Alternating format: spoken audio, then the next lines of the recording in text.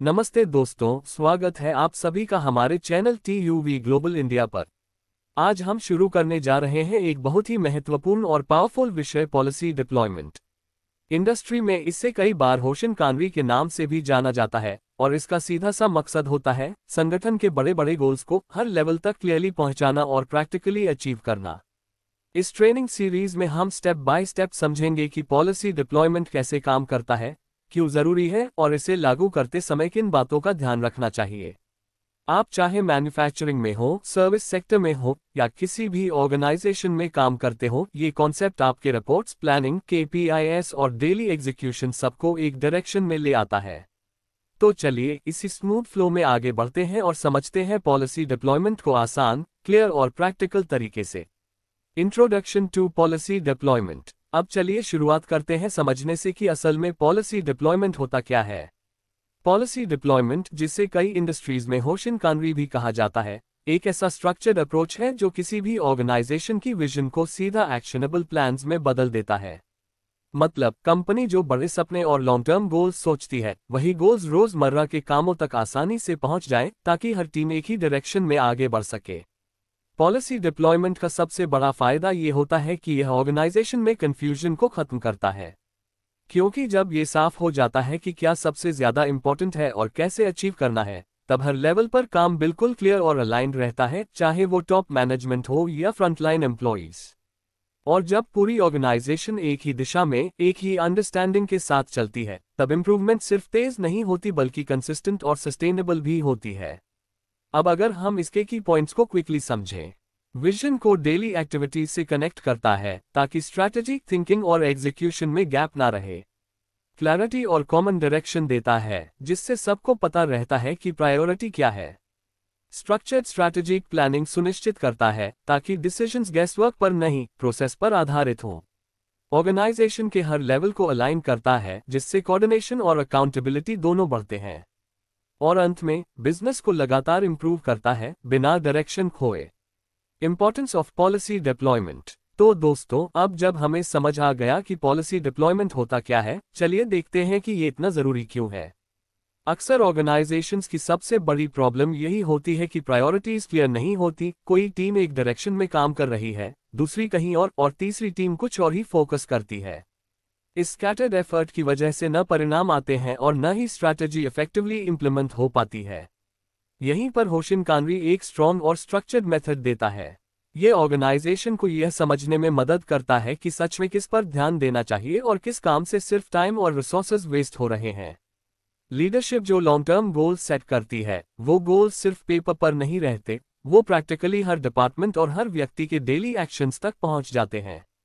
इसका एक और बड़ा फायदा यह है कि जब पूरी ऑर्गेनाइजेशन एक यूनिफाइड डायरेक्शन में चलती है, तो इंटरनल कॉन्फ्लिक्ट्स कम होते हैं और डिपार्टमेंट्स के बीच कोऑर्डिनेशन काफी बेहतर हो जाता है।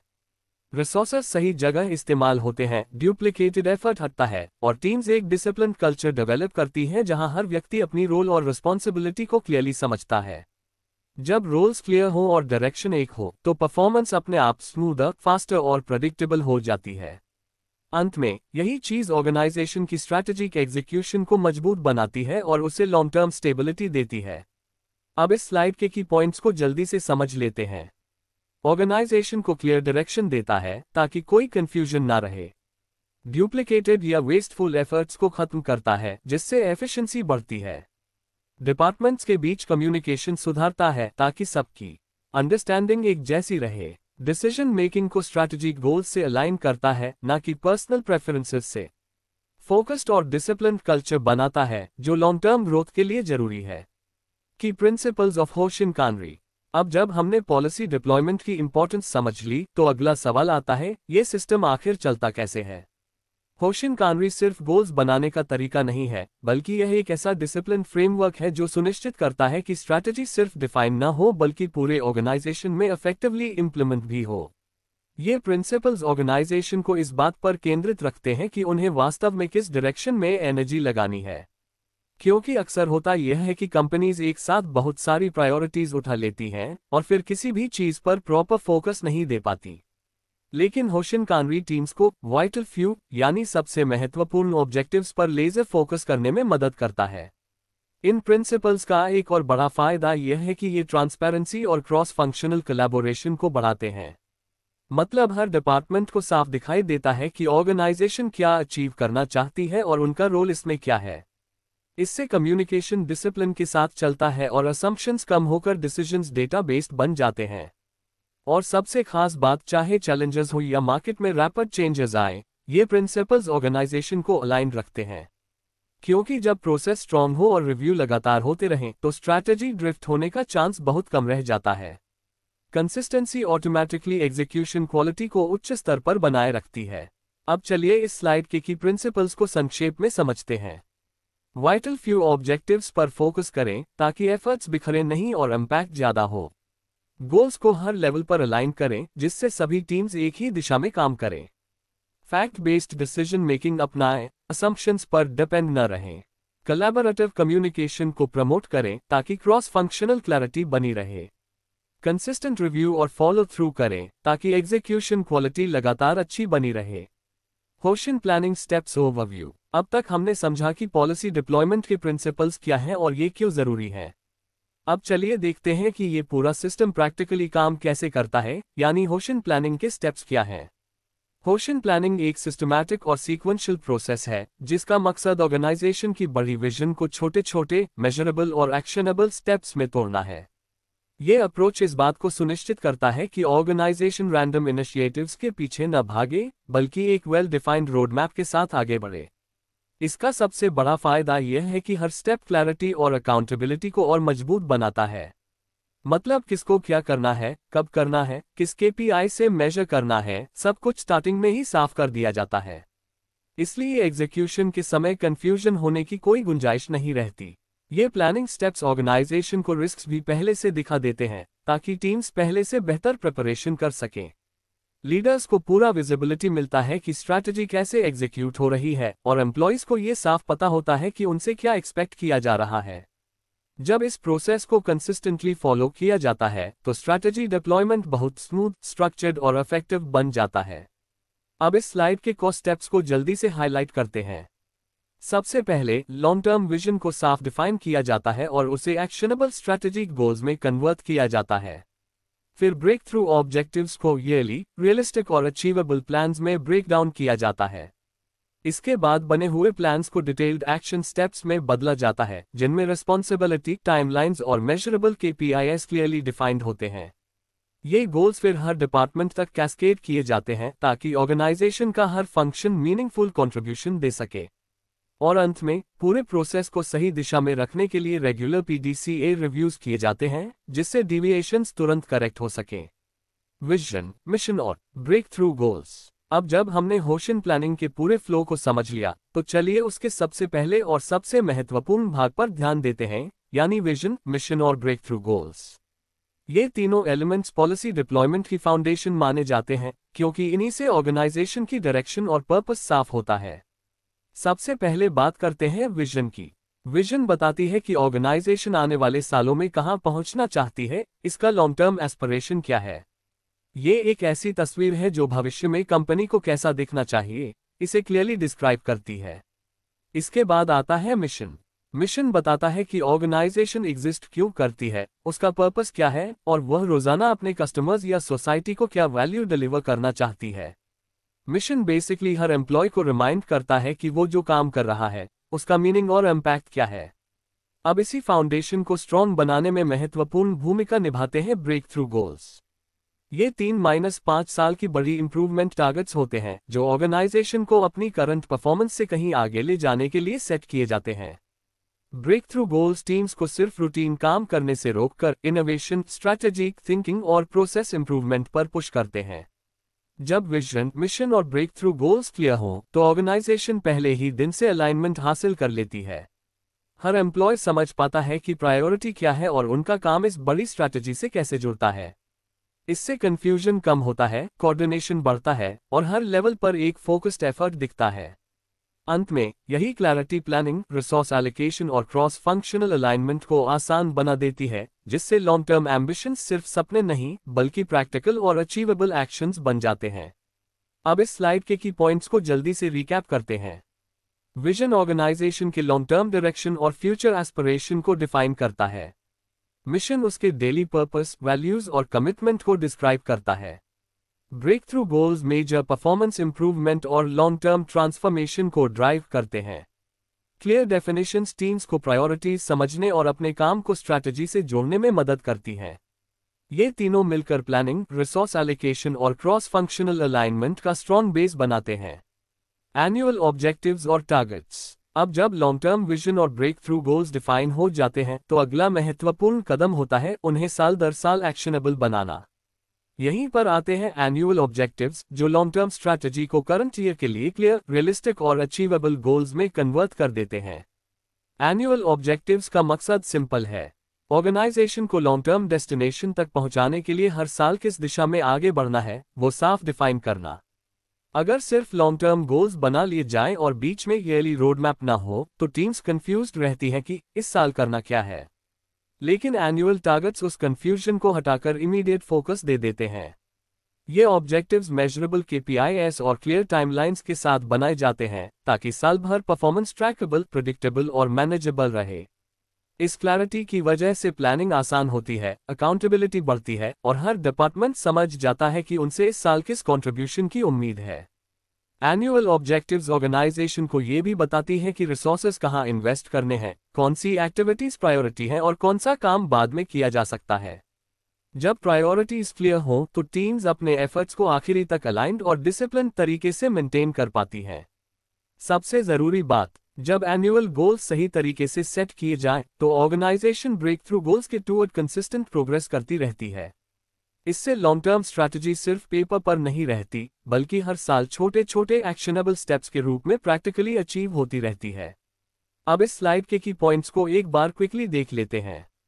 ये लॉन्ग टर्म स्ट्रैटेजी को ईयरली टारगेट्स और माइलस्टोन्स में कन्वर्ट करते हैं। मेजरेबल KPIs सेट होते हैं जिससे प्रोग्रेस क्लियरली ट्रैक की जा सके। टीम्स को की एक्शंस और रिसोर्स एलोकेशन में सही प्रायोरिटी मिलती है। डिपार्टमेंट्स के लिए क्लियर एक्सपेक्टेशंस डिफाइन हो जाती हैं और सब मिलकर ब्रेक थ्रू और स्ट्रैटेजिक गोल्स की कंसिस्टेंट प्रोग्रेस सुनिश्चित करते हैं। Understanding the X matrix. अब जब हमने long term vision, breakthrough goals और एनुअल ऑब्जेक्टिव्स को समझ लिया तो अगला सवाल आता है, इन सबको आपस में जोड़कर एक क्लियर सिंगल स्ट्रैटेजिक व्यू कैसे बनाया जाए। यहीं पर आता है पॉलिसी डिप्लॉयमेंट का सबसे पावरफुल और सबसे widely used tool, x matrix. X matrix basically एक ऐसा इंटीग्रेटेड विजुअल टूल है जो ऑर्गेनाइजेशन की पूरी स्ट्रैटेजी को एक ही जगह पर दिखा देता है। इसमें breakthrough goals, annual objectives, KPIs, priorities और रिस्पॉन्सिबल ओनर्स सब एक दूसरे से क्लियरली लिंक्ड होते हैं। इसका सबसे बड़ा फायदा यह है कि लीडर्स को एक नज़र में दिख जाता है कि कौन सी एक्टिविटी किस स्ट्रैटेजिक गोल को सपोर्ट कर रही है और कहीं अलाइनमेंट गैप या कॉन्फ्लिक्ट तो नहीं है। क्योंकि सारी इन्फॉर्मेशन एक ही मैट्रिक्स में होती है इसलिए कम्युनिकेशन साफ होता है, डिसीजंस फास्ट होते हैं और टीम्स क्विकली समझ जाती है कि उनका रोल क्या है, उन्हें कौन सी एक्शंस एग्जीक्यूट करनी है और एक्सपेक्टेड आउटकम्स क्या होंगे।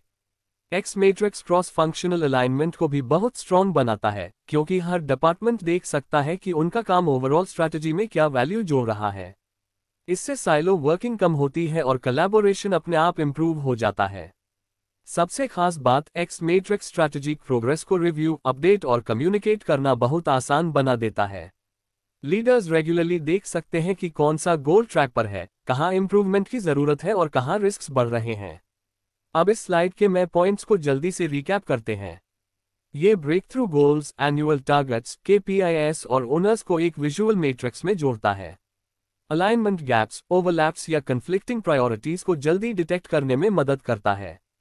रोल्स और कॉन्ट्रीब्यूशंस को क्रिस्टल क्लियर बनाता है। क्रॉस फंक्शनल कोलैबोरेशन को शेयर्ड रोड मैप देकर मजबूत करता है। स्ट्रैटेजिक प्रोग्रेस को रिव्यू, अपडेट और कम्युनिकेट करना आसान बनाता है।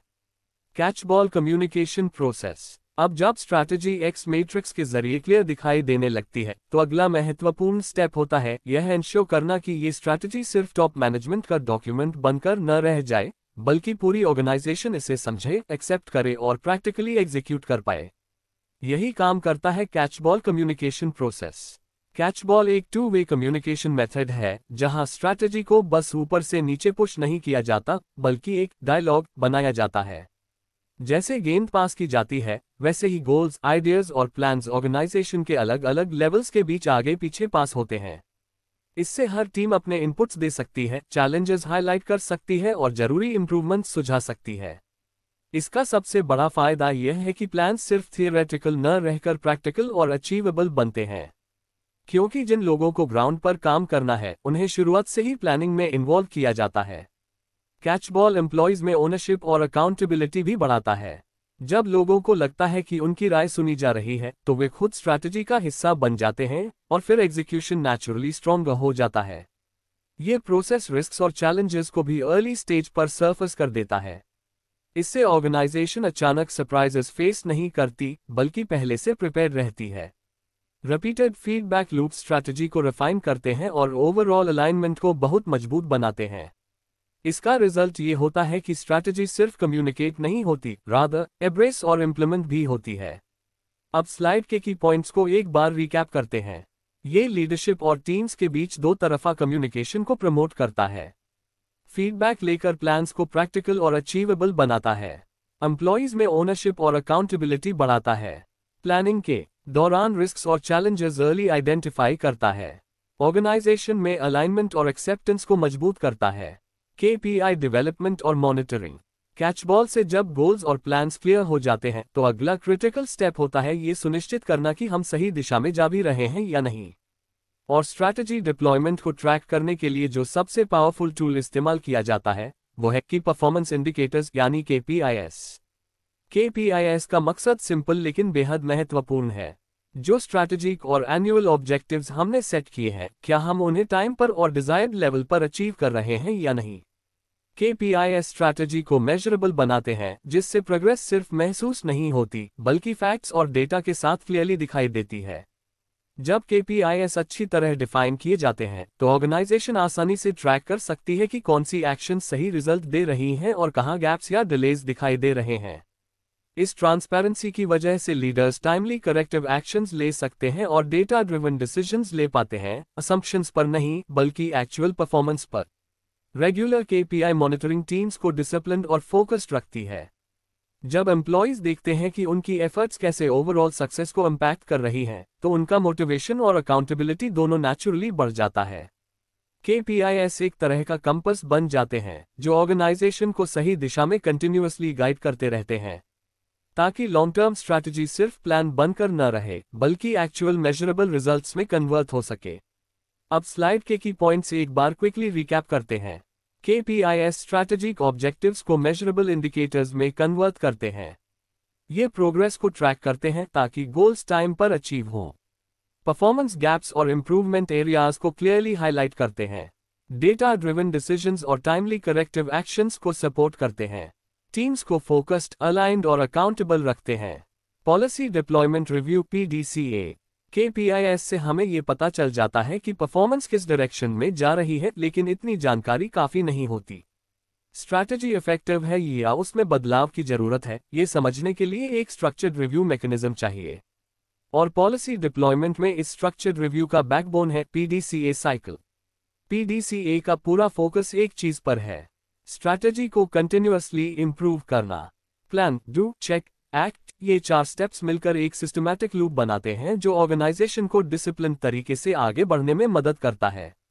प्लान फेज में हम गोल्स, प्रायोरिटीज और क्लियर एक्शन प्लान्स डिफाइन करते हैं, जिससे सभी टीम्स को डायरेक्शन मिलती है। डू फेज में ये प्लान्स एग्जीक्यूट किए जाते हैं, यही एक्चुअल इंप्लीमेंटेशन होती है। फिर आता है सबसे इंपॉर्टेंट हिस्सा, चेक फेज, जहां हम KPIs और एक्चुअल परफॉर्मेंस को कंपेयर करते हैं। यहाँ गैप्स, रिस्क्स, डिलेज और इंप्रूवमेंट अपॉर्चुनिटीज बहुत क्लियरली दिखाई देती हैं। फाइनली एक्ट फेज पूरे साइकिल को स्ट्रेंथन करता है। यहाँ हम करेक्टिव एक्शंस लेते हैं, प्रोसेसेस रिफाइन करते हैं और अगले प्लानिंग साइकिल को और मैच्योर बनाते हैं। यहीं से कंटिन्यूअस इंप्रूवमेंट की जर्नी आगे बढ़ती है, क्योंकि हर रिव्यू ऑर्गेनाइजेशन को प्रीवियस मिस्टेक्स या गैप्स को रिपीट होने से रोकता है। PDCA रिव्यूज पॉलिसी डिप्लॉयमेंट को स्टैटिक प्रोसेस नहीं रहने देते, इन्हें डायनामिक, लर्निंग बेस्ड और रिस्पॉन्सिव बना देते हैं। इस अप्रोच की वजह से ऑर्गेनाइजेशन हमेशा स्ट्रैटेजी के साथ अलाइंड रहती है और बदलावों के अकॉर्डिंग जल्दी अडेप्ट कर पाती है। अब स्लाइड के की पॉइंट्स को क्विकली रिकैप करते हैं। प्लान गोल्स, प्रायोरिटीज और एक्शन प्लान्स को डिफाइन करना। डू स्ट्रैटेजीज और टास्क्स को इफेक्टिवली एग्जीक्यूट करना। चेक KPIs और रिजल्ट्स को रिव्यू करके गैप्स आइडेंटिफाई करना। एक्ट करेक्टिव एक्शंस लेकर प्रोसेसेस को इम्प्रूव करना। पूरी ऑर्गेनाइजेशन में कंटिन्यूअस लर्निंग और स्ट्रैटेजिक अलाइनमेंट को सपोर्ट करना। Benefits of policy deployment. Policy deployment की पूरी जर्नी समझने के बाद सबसे बड़ा सवाल उठता है, इस सारे एफर्ट का फायदा क्या है? और यहीं से शुरू होता है इसका सबसे powerful part, the results. Policy deployment organisation को एक ऐसी डायरेक्शन देता है जहां सभी लोग एक ही गोल की तरफ चल रहे होते हैं। कंफ्यूजन, कॉन्फ्लिक्ट्स और मिक्स्ड प्रायोरिटीज ऑटोमेटिकली खत्म होने लगते हैं। जब हर डिपार्टमेंट को पता होता है कि उनकी डेली एक्टिविटीज ओवरऑल स्ट्रैटेजी को कैसे सपोर्ट करती हैं, तो एंगेजमेंट और ओनरशिप दोनों नेचुरली बढ़ते हैं। ये अप्रोच सिर्फ प्लानिंग तक सीमित नहीं रहती, ये ऑर्गेनाइजेशंस को डिसिप्लिन्ड एग्जीक्यूशन सिखाती है। क्लियर प्रायोरिटीज, मेजरेबल KPIs और PDCA बेस्ड रिव्यूज की वजह से टीम्स सिर्फ बिजी नहीं बल्कि जेन्युइनली प्रोडक्टिव बनती हैं। ड्यूप्लिकेट वर्क कम होता है, एफर्ट स्ट्रीमलाइन होते हैं और परफॉर्मेंस ज़्यादा प्रेडिक्टेबल बनती है।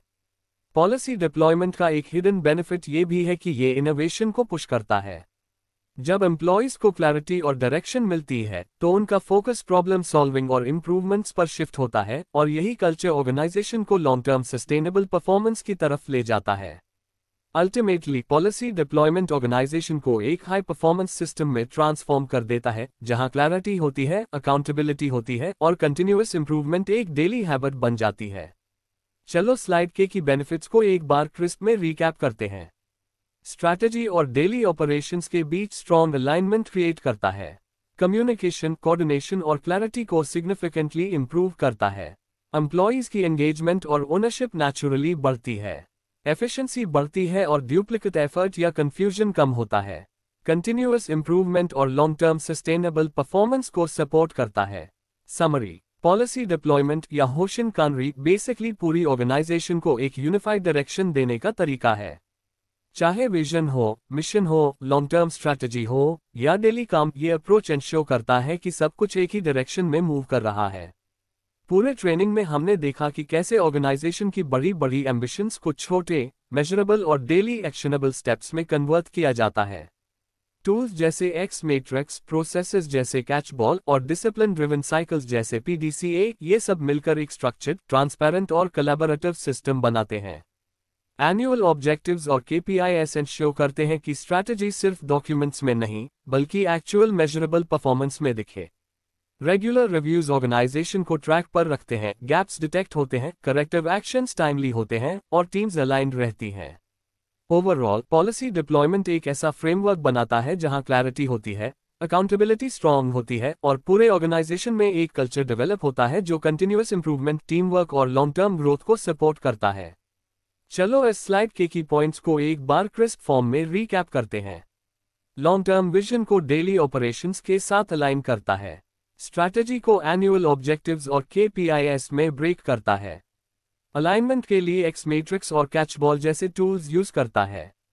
PDCA कंटिन्यूअस इंप्रूवमेंट और डिसिप्लिन्ड एग्जीक्यूशन एंश्योर करता है। Overall efficiency, accountability, team work और सस्टेनेबल परफॉर्मेंस इंप्रूव होती है। थैंक यू दोस्तों इस पूरे पॉलिसी डिप्लॉयमेंट ट्रेनिंग सेशन को देखने के लिए। आज हमने समझा कि होशिन कानरी कैसे किसी भी संगठन की लॉन्ग टर्म स्ट्रैटेजी को दिन प्रतिदिन के काम से जोड़कर एग्जीक्यूशन को ज्यादा डिसिप्लिन्ड और इफेक्टिव बनाता है।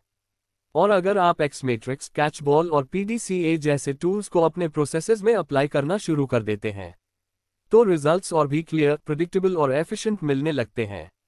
पॉलिसी डिप्लॉयमेंट सिर्फ एक मेथड नहीं बल्कि एक माइंडसेट है जो ऑर्गेनाइजेशन को क्लैरिटी, फोकस और कंटिन्यूअस इंप्रूवमेंट की तरफ लगातार पुश करता है।